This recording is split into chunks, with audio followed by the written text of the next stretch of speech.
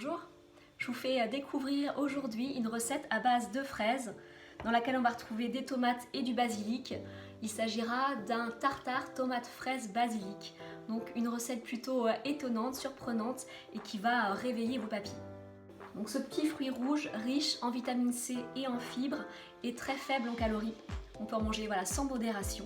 Les petits points jaunes que vous retrouvez sur la surface, donc il s'agit en fait d'acènes et non pas de graines.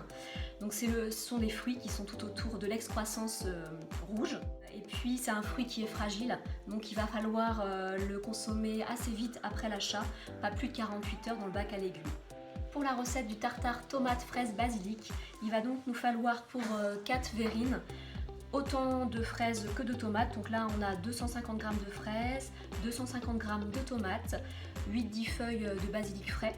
Vous aurez également besoin d'une cuillère à soupe de vinaigre balsamique, 2 cuillères à soupe d'huile d'olive, du poivre au moulin et de la fleur de sel. Pour cette recette, j'ai choisi la variété Cléry pour la fraise.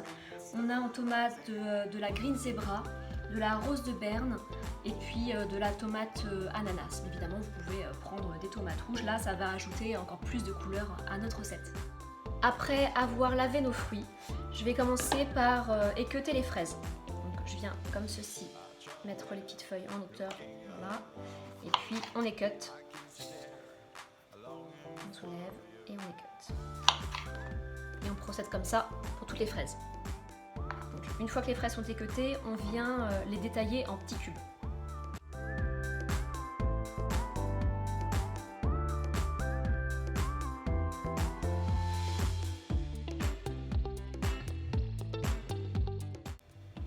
Les fraises ont donc été découpées en petits cubes. Je procède de la même manière pour les tomates. Donc, je prélève le pédoncule comme ça avec la pointe du couteau. Alors, les autres tomates aussi.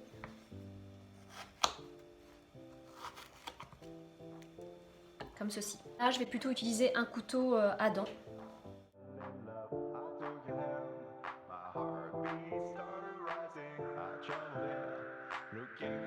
Je vais pouvoir transvaser le tout dans mon saladier.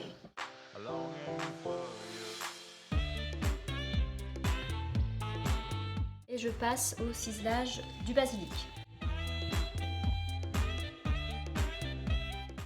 Et petite astuce, on vient comme ça superposer les feuilles les unes sur les autres pour faciliter la découpe.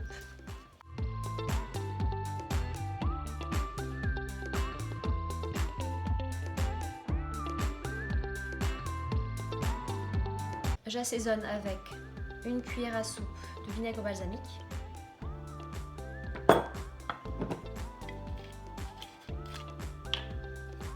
deux cuillères à soupe d'huile d'olive,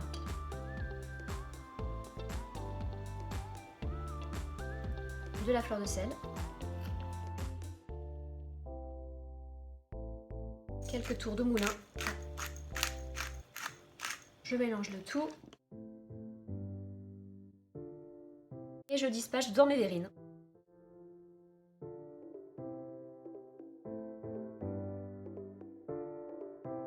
Donc on a ainsi une verrine pleine de couleurs avec les différentes variétés de tomates, la fraise, le basilic vert.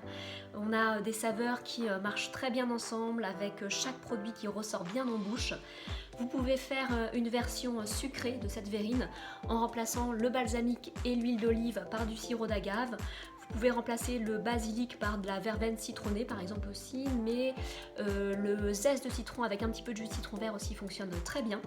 Et puis ce tartare fonctionne aussi en version gazpacho. Donc vous mixez finalement tous les ingrédients, donc en version salée ou en version sucrée. Je vous dis à bientôt!